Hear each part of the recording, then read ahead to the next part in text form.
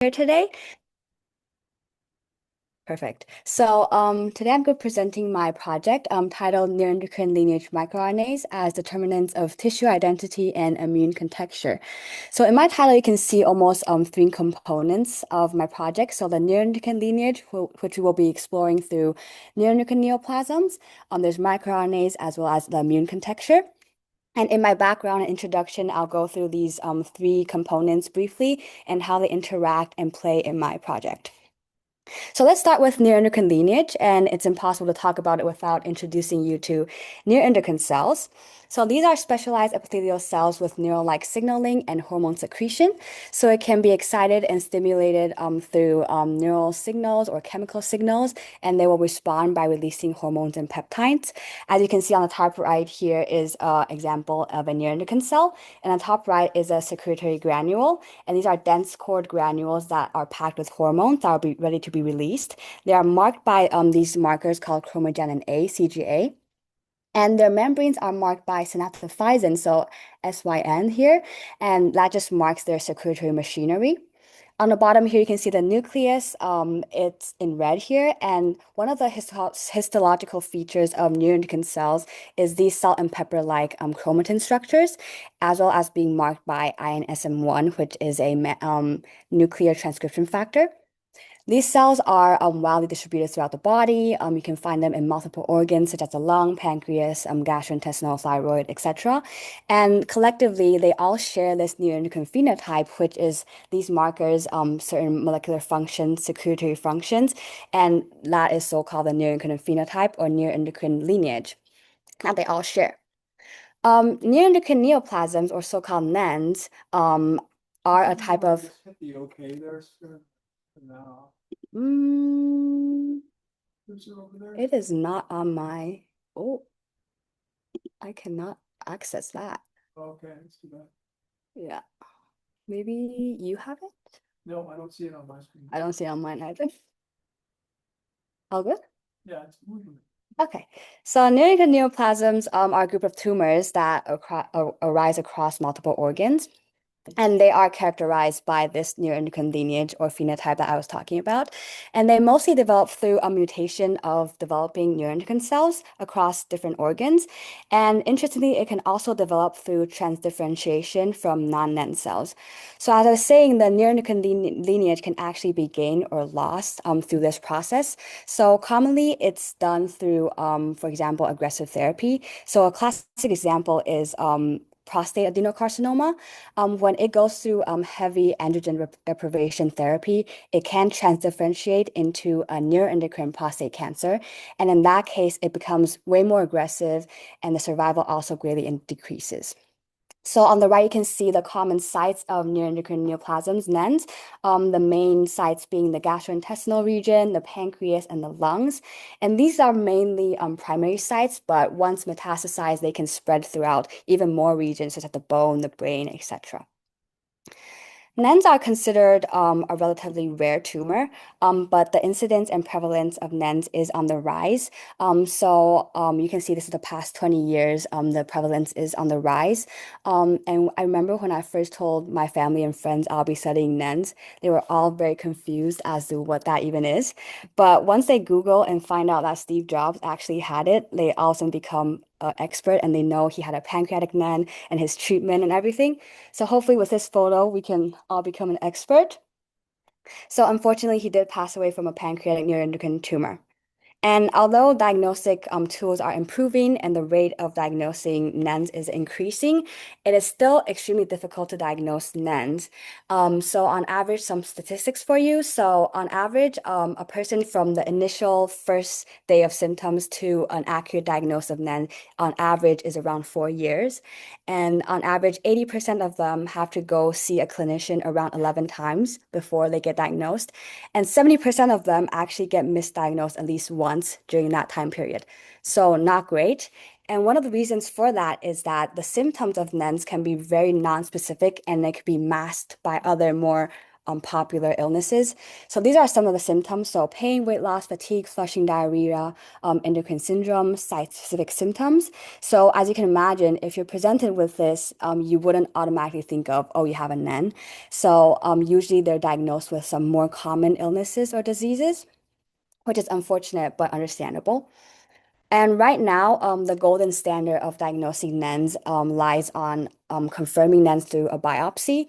Blood tests and imaging technology is usually used as a supplementary. So a blood test, usually they test for example, chromogenin A or some synaptophysin that I listed earlier, but they're usually not very specific or sensitive to this disease. And they also have a very high false positive rate as they can be influenced by medication you're taking or other illnesses. And imaging techniques usually are there to locate the tumor, to look at metastasis, look at the size, as well as guide the biopsy. But ultimately, you would need an invasive biopsy to get the tissue to stain for the neuroendocrine markers to confirm. So altogether, this leads to NENs usually being diagnosed at a relatively late stage. So meaning worse overall survival, less treatment options, and higher grade, more aggressive disease. So we're always looking for a better biomarker that can potentially help with diagnosing NENs. Interestingly, NENs have two subtypes. So there's NETs and NECs. NETs is neuroendocrine tumors. These are well-differentiated, slower-growing tumors. And NECs are neuroendocrine carcinomas. These are more aggressive, poorly differentiated, with higher proliferation rate. Interestingly, this brings in my second kind of topic, which is the immune system. So as we know, the immune system can be, a tumor can be hot or cold. Immune cold essentially means that there's less immune activation, infiltration, etc. With immune hot being there's more activation, immune infiltration, more T cell, B cell, macrophage, etc. And usually with immune hot, you are better suited for immunotherapy. Interestingly, most NETs are immune cold and most NECs are immune hot, although this is a very highly heterogeneous tumor. So this really is a spectrum of things, and then there's a lot of exceptions. And when this first showed up, it didn't come as a surprise because our neuroendocrine system and our immune system is actually very intrinsically linked through the HPA axis as well as the vagus nerve. So, a brief example, when we have a local inflammatory response, it will release a lot of cytokines. It will send signals to the vagus nerve to our brainstem telling him, hey, something's going on, help me get rid of this. And it will send signal back to the vagus nerve and through the neuroendocrine system activated by acetylcholine or other neurotransmitters, it will release hormone and peptides that will go and inhibit that local response, almost like a negative feedback loop. So that's one of the ways where the neuroendocrine system and the immune system can be linked. Interestingly, as you can see, the subtype of NENs are related to a different subcategory of immune activation, so immune cold and hot. And that sort of indicates to us that there might be a deeper molecular mechanism that's driving this or regulating it. And one of the key regulators of our molecular mechanism in our body is actually microRNAs. So my third topic, microRNAs are 19 to 24 nucleotides long, small non-coding RNAs that can regulate gene expression post-transcriptionally. How it does that is the word is gene, that's blocked. So the microRNA gene will be transcribed through the RNA polymerase 2 or 3, becoming a primary transcript, which will be cleaved by Joshua and Pasha complex, becoming a pre-microRNA, and it will be exported into the cytoplasm, where a dicer complex will cleave it again to form a microRNA duplex. And this duplex can form a silencing complex with the AGO protein, and the microRNA will then guide the silencing complex or risk formation into its target microRNA, messenger RNA. And it will usually bind, so halting translation or degrading it, so there's no downstream protein being produced. So that's how microRNAs regulate our gene expression. Throughout the body, it has a lot of function. So it can regulate cell differentiation and proliferation, multiple organs. And it also is heavily involved in immune regulation through thresholding control. For example, MIR155 is actually heavily involved in T cell differentiation. So it regulates whether T cells become Tregs or regular T cells or killer T cells. And it also regulates hormone secretion, etc. Most of these microRNAs can be very generally highly expressed throughout the body because they do control very baseline fundamental processes, but some microRNAs can be highly specific. And these microRNAs are the ones that can be really useful biomarkers marking different atomical sites or different diseases. And one microRNA of our interest is MIR375. And why we're interested in it is in the context of NENs, where they seem to maintain neuroendocrine lineage identity. It can do so in multiple ways through different pathways and gene regulation mechanisms. And one of the main ones is through the inhibition of the YAP gene. So the YAP gene in purple here, you can see on the left, it promotes in the orange circle epithelial-related genes and tumor suppressors. And on the right, it suppresses these neuroendocrine transcription factors. Essentially, what it does is it promotes cell proliferation away from the neuroendocrine phenotype. So it's inhibiting all these things that are promoting the phenotype, essentially. And 375, as it inhibits YAP, it indirectly promotes and maintains the neuroendocrine lineage identity. Through RNA sequencing and data mining done in our lab, we looked at 375's expression in different atomical sites. So on the bottom here, different colors indicate the different atomical sites. On the y-axis is MIR375's expression. In the middle, in the orangey yellow, you can see these are the NEN groups, and in the blue are the non-NEN groups. And across most of these sites, you can see how 375's expression is relatively higher in NENs versus non-NENs, consistent through these atomical sites. This result is consistent with staining done in our lab. So on the top three bars is the NEN groups, and the bottom three bar is the non-NEN groups. On the right here, these are four lanes, which you can't see, but the middle lane is chromogenin A, the second lane is synaptophysin, ionism-1, and YAP. And you can see in the NEN group, it's highly elevated and stained in brown versus non-NEN, indicating indicating these markers as true NEN markers. If we look at 375, which I'm highlighting here, you can see the stain in purple also highly elevated in NEN versus non-NENs, indicating that MIR375 seems to be a highly abundant and seem to be a specific marker in NEN versus non-NENs.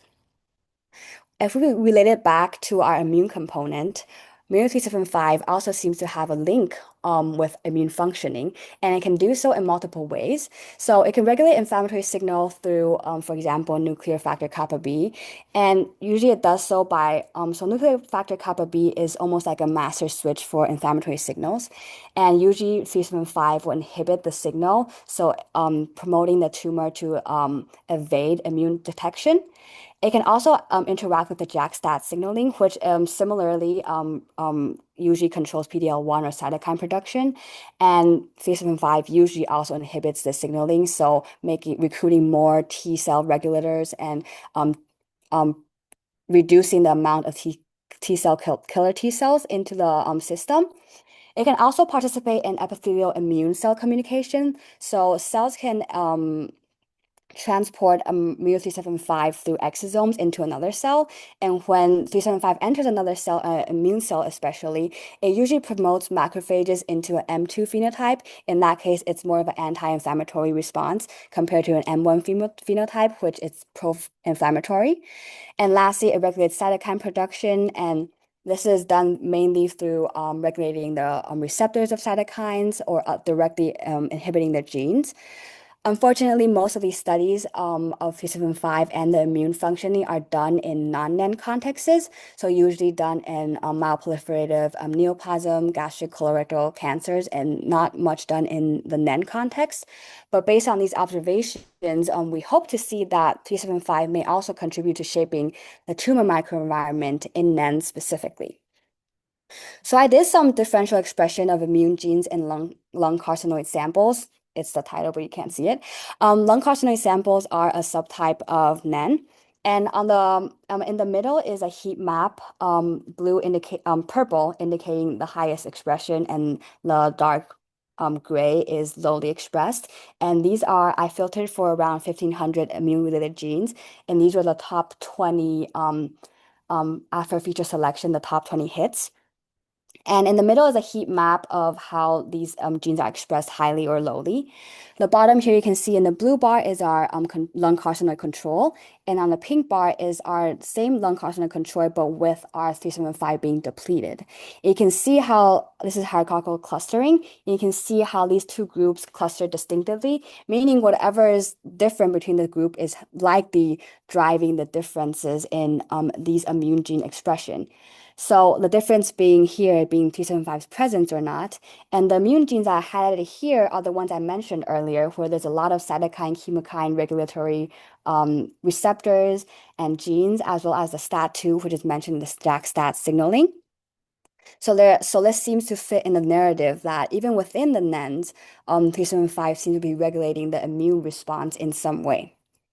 So overall, that's my three components of my talk. So there's the neuroendocrine system, microRNA 375, as well as immune system. And there seems to be an overall relationship between them. So T75 seems to be highly expressed and abundant marker of NENs.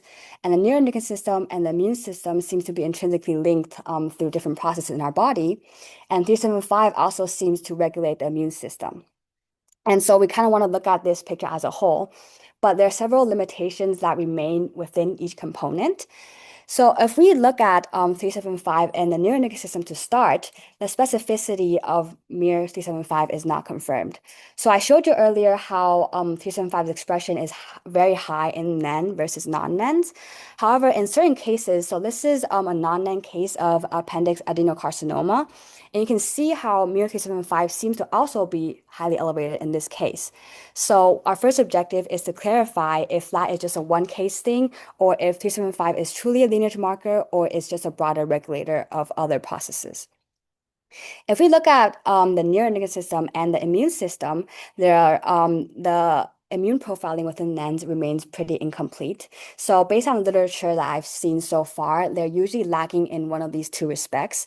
So first, a lot of studies only look at a very subset of the immune system. So usually only looking at T cells, only looking at a certain pathway. So we don't really have a comprehensive view of the immune contexture.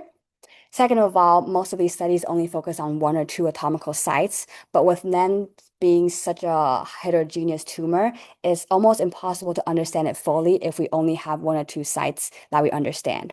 So our second objective is to really get a comprehensive view of different markers in many different sites to get a comprehensive view of the immune contexture in NENs overall.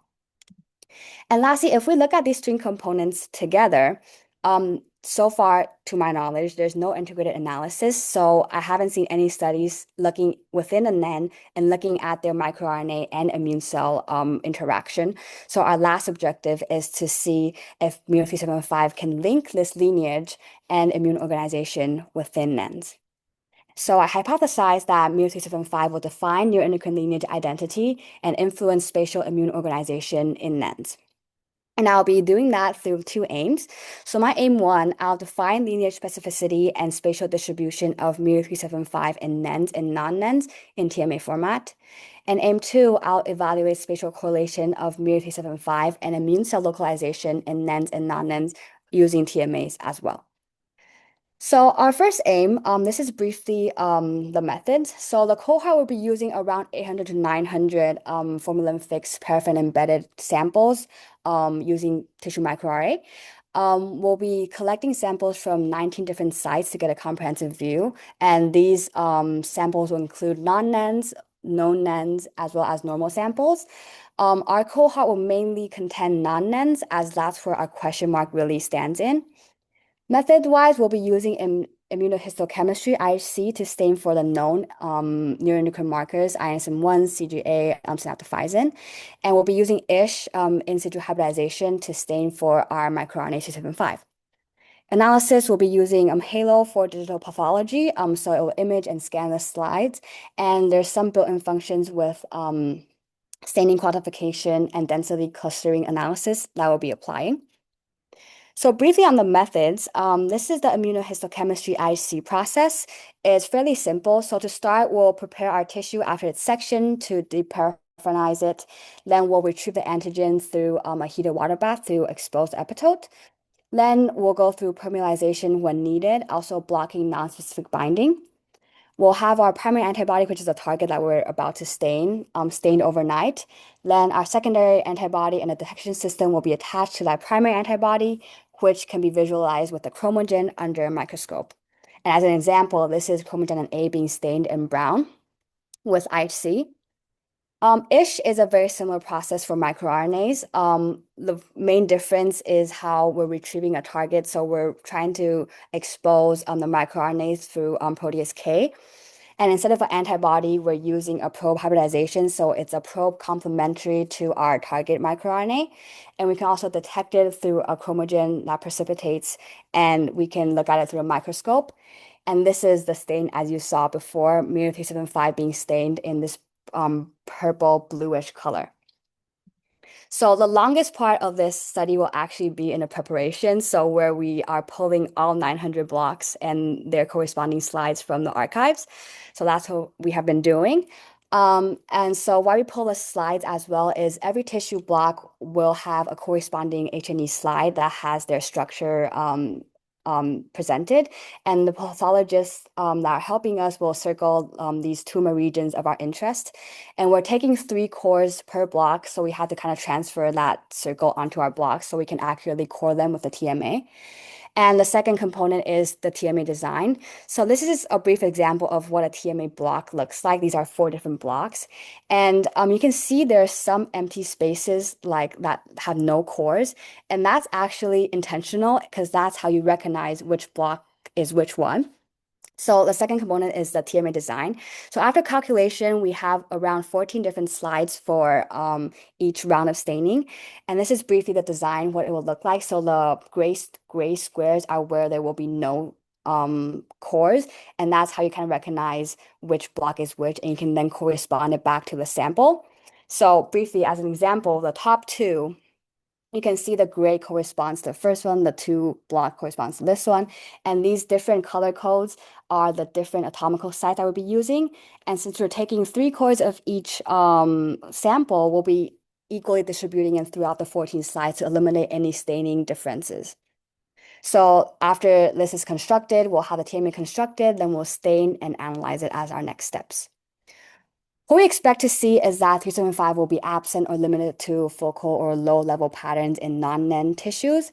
And along with 375 being highly expressed in NENs, we can conclude, hopefully, that these 375, the microRNAs, are lineage-specific markers. However, we do expect maybe rare or tissue-specific expression to be observed, and this will probably be indicated when there's consistent 375 showing up in a certain anatomical sites, etc. And that could indicate around 2 things. So one thing, it could just mean that maybe 375 isn't that great of a biomarker for NENs after all. Or, as I was saying earlier, 375 could be marking a transdifferentiation state. So a non-NEN can differentiate into a NEN, and maybe 375 is marking that phenotype where it's through that transition state. So it was categorized as a non-NEN, but it's slowly gaining that phenotype. But if that's the case, we'll need more looking into of those specific samples. So that is aim 1. Looking at aim 2, we're going to evaluate the spatial correlation of 375 and immune cell localization. We'll also be using TMAs. This is an existing TMA of around 122 non-NEN cores and 95 NEN cores that are matched in their sites. There's 25 sites. And the method is very similar. We'll also be using IHC and ISH, but our IHC protocol is a more economic serial multiplex IHC protocol that we're currently optimizing. So we'll be staining for around 9 immune markers to start. So we'll have the representative T cells, so CD3, 4, and 8, B cells, CD19, 20, macrophage markers, CD68 and 163, natural killer cells, CD56 and PDL1. And ISH, once again, marking our microRNAs. We'll also be using digital pathology. Right now, we're still weighing our options, but QPath seems to be a top runner, and we'll be testing out their built-in density quantifying color convolution functions, and we're also open to doing the analysis ourselves. So briefly on the methods again, so the serial multiplex IHC is a very similar process, basically the same thing as a normal IHC, with some solutions and reagents different.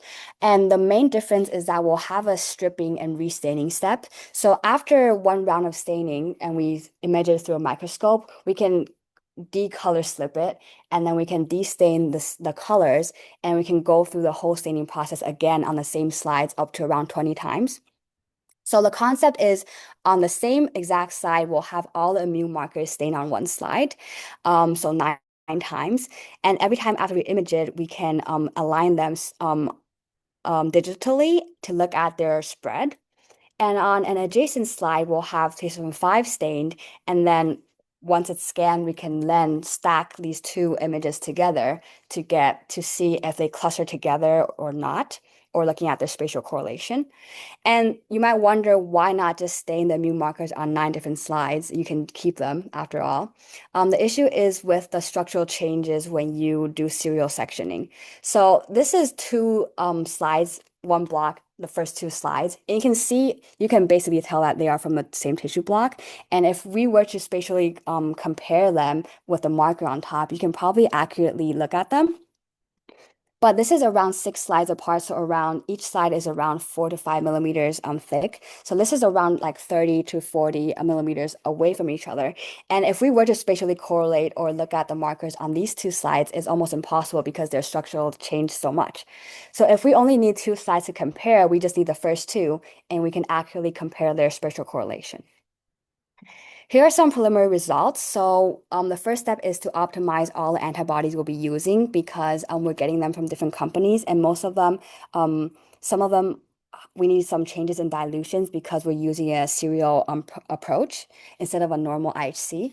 So here is CD68, a macrophage marker being stained on a whole slide on the lymph node where it's supposed to be immune enriched. And ultimately, we chose the 1 to 200 dilution for this specific marker. And this is done on 4 markers already and will be done on the other 5. We also tested out the destaining results. So on the left here, CD68 and 63 being stained in red. And right after I destained them, I scanned them again under the microscope. And you can see that the red signal is completely gone, indicating that we can continue the step and it's not carrying the signal over to the next round of staining. And then with the 4 markers that I have optimized with their dilutions, this is a serial stain on the same exact tissue. So CD63, 68, 3, 19, and 56 stained serially. And you can see how they're staining different things, which is a good thing, and how the signal is not just showing up at one spot consistently. 3 and 19 might be hard to tell apart, but we zoomed out and compared the lymph node structure, and we can see that 19 is staining in the follicle areas and T cells are staining around it. As you can see, the staining intensity is a little different between them, which is something we're optimizing due to chromogen sitting time and counter staining. In 56, you might have to squint to see the signaling, but if we switch to a different region, you can really see the positive staining of CD56. And one of the concerns that I had was after serial staining, would the signal disappear because we're restripping and restaining repeatedly. So after these 4 rounds of staining, I stained CD68 again on the same slide after this. So this is CD68 stained in round 1 and round 5. And automatically you will be like, this is different, but it's because I counterstain this for longer, so the blue is more showing. If we zoom in more to look at their signal, you can see that they basically stay in the exact same regions with almost the same intensity, indicating that CD68 is actually a pretty strong, robust marker that can withstand at least 4 rounds of staining to this point, which is related to our next step where we have to look at the staining order. So CD68 strong, robust marker, which will likely go towards the end because it can withstand multiple rounds of stripping and still have this signal. But other markers might not be as strong. I think 56 is not as strong as this one. That might need to go a little ahead to keep that signal consistent. So overall, what we expect to see is that high or low T7 5 expression will spatially correlate with distinct immune architectures, and that can indicate to us that these lineage-associated microRNAs can potentially contribute to tumor microenvironment. The significance of my study is first, we're going to clarify whether Mir375 are true lineage biomarkers, and that will hopefully improve diagnostic classification of NENs and understand the mechanism behind NENs a little better. We'll also be linking lineage identity with tumor immune architecture spatially. So that will give us a better understanding of the immune organization of NENs and understand what potential drivers drive differences in immune systems within different types of NENs. Looking into the future, if we do see high or low microRNA expression correlating with immune different architectures, we will functionally and mechanistically try to validate that interaction and see if it's a direct, indirect link. And down the line, hopefully there's some translational potential. So hopefully if 375 is truly a strong, robust lineage marker for NENs, hopefully maybe it can one day become a part of a liquid biopsy biomarker and help with diagnosis. And if it truly correlates with a distinct immune architecture, it can hopefully help with therapeutic stratification in relation to immunotherapies. I'd like to thank my supervisors, Neil and Catherine, and the Runway Lab, everyone that helped me in the project, as well as my committee members. Perfect. Great. You flip the lights back up then. Thanks very much. Thank you. So, questions for Spirit? Questions? Yeah, I have a question. So with the ish, as you call it, Yeah. titular hybridization. Mhm. So you can see cells that have near 375 in them. Yes. And then cells. Do Yes. you know if you can see cells that have taken up EVs, exosomes that have, so cells that have been targeted with it through EVs? Because you're proposing an idea where it can have an influence on, I guess, immune cells by delivering it and affecting gene expression target cells. Do you think you have sensitivity to actually see that? See it in the target cells? I think 375 is a pretty robust marker, and it's been present in even, I think, metastasis sites. So that is through the transportation of MU-275, I believe. So I would say hopefully, but I'm not sure. Because that I think would be an interesting thing to explore. Yeah. And there are ways that you might be able to do that by maybe doing something like knocking out Rad27, I think it is. So you can prevent it from being secreted and have it actually accumulate perhaps in cells, but then there are people around that isolate EVs, and you might be able to work with them to try and deliver it to target cells and see if we can detect it. I think it's a good point. So as a pathologist, you sort of see this very distinct outline of neuroendocrine cells with 375 staining. You would think if this, gets out of the cell, that it would kind of diffuse into the neighboring cells. Yeah. You don't really see it. It's quite a clear border. So, but that, maybe they're just in EVs and they get sort of shed off into the circulation. Yeah. So perhaps a more experimental approach is the way to do it. But I mean, it's clearly defined in the neuroendocrine component. Yeah. Because you can see some cells that the staining is very intense in. Yeah. But then you have a lot of cells that have a weaker, more diffuse staining. Yeah. But I'm guessing that in all of that, you're expecting that's. I think that's all tumor. Yeah. And then next to the adjacent area is pretty clean, sort of. So I don't know. I think it's really good. Yeah. Markham. Yeah, great talk. On Peter's question, I was wondering if EVs are the main driver of microRNA expression in some of the other cells, like immune cells, or if there's some sort of just direct interaction between tumor and immune that's leading to the microRNA expression. I think maybe so far the link between tumor and immune is unclear with NEN specifically. And the only way I thought about linking it is through microRNA 375 because it seems to have a relationship with them separately. But within NENs and the immune, there doesn't seem to be a clear link of why it differentiates between the subtypes of NENs and the different immune architecture. But 375 seems to be explaining that pretty well if our hypothesis is right. I was wondering, you showed the relationship between 375 and YAP. Yeah. What about its relationship with TAS here? Do you know? Just I am sure, like tumor associating. between like YAP and TAS?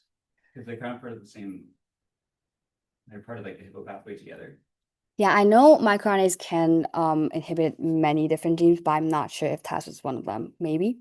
I'm not sure. Yeah, this kind of blew out when we were doing it, like, so we hadn't as, and suddenly things get way Yeah, let's just ask them if they're at. Yeah, so you're right. You It's should have nothing. we really do. But the sequence, don't you know what the target sequence is in YAP that NER 375 is? Yeah, I just can't remember the list of targets. So we've got the 375, wild type of knockout cells. Yeah. And we've got all the differences Yeah. in the gene expression. But I think where we're a little lacking at the moment is that we haven't completely mined all the targets. So some of them are like immune genes, Yeah. but there's other stuff. YAP was definitely Top. a very promising target. Yeah. But TAS, I can't remember. Yeah. Yeah, I had two questions. The first one actually is a sort of direct follow-on. So the targets for MER 375, you've got. I mean, presumably that helps you understand some of the cell lineages where this is going to be active. So what do you find? Sorry, I'm listening. So can you hear me? Yeah. Yeah. So the targets from MER Yeah. 375. Yeah. So this is their regulating transcript Yeah. abundance and expression. Yeah. So where are those substrates or those targets? Which cell types? I think in most neuroendocrine-related subtypes, they're within and they're distributed throughout the body. So most of the sites where you can find neuroendocrine cells, so lung, pancreas, all of them, you can find mutation 5 expression. Is that what you're asking? So yeah, so is it exclusive within neuroendocrine cell? It's pretty specific to neuroendocrine cells. So most of the microRNAs are very generally expressed throughout the body, but 275 is one of those very specific ones that usually only target neuroendocrine cells. My other question is that during your introduction, you talked about the sort of connection between the autonomic nervous system and the immune system, and you talked about the vagus nerve. You can get these vagus nerve stimulators now. You can sort of rub your neck or something. Anyway, so there are these weird things happening. So I wasn't quite sure that I understood how that relates to neuroendocrine neoplasia. Is this regulating the immune microenvironment of the NENs? I was trying to show how the neuroendocrine system and the immune system can be intrinsically linked through that. So there seems to be a connection. So the immune system and the neuroendocrine system can communicate with each other. But specifically how in NENs, we're unsure. And the only link we can think of right now is through the microRNAs regulation. Does that make sense? Thank you. So I know follow to Dr. Marco's question, but you talked about 375 in the blood. So why how does it end up there? Is that part of how the space works? It's not get degraded. That's one of the reasons why it can potentially become a good liquid biopsy biomarker. So it can communicate between cells through the release within the exosomes. So compared to other markers that the tumors shed, so it does shed just like other liquid biopsy biomarkers. It sheds into the blood, but it's protected by lysosomes, and sometimes it's associated with proteins that prevent these degradations. So it can potentially stay in the blood a little longer and be more stable compared to other markers. First, I'm just curious, why IHC instead of IF? Like, why deny around IHC instead of multiplex? For three reasons. First of all, this is more of like an exploratory study because no one has done it before, and the IF price, economically speaking, is way higher than IHC, no matter how many rounds you do it. So that was our first consideration. And second of all, usually even in diagnosis, yes, in hospitals they usually do IHCs. So if we were to have a pathologist look at things, it will be more straightforward for them as well, and as well as the other known NEN markers. So if we were to compare different signals, it will be easier if everything's standardized to one protocol. Either or IHC markers twice. We were thinking that, but this is a new protocol, and we thought we could also optimize this protocol to see how well it works. So it was almost like we can try out this new protocol. Yeah. Yeah. And if it works out and there seems to be a strong link, I'm really open to doing a more expensive experiment if it's better signal, etc. So, just to be cheap, so background. And so I like the method, so it's super. Yeah. So the idea, I think, is just to generate prelim data, and then Yeah. if you can show it off first, then maybe somebody will fund you for it. Yeah. Yeah.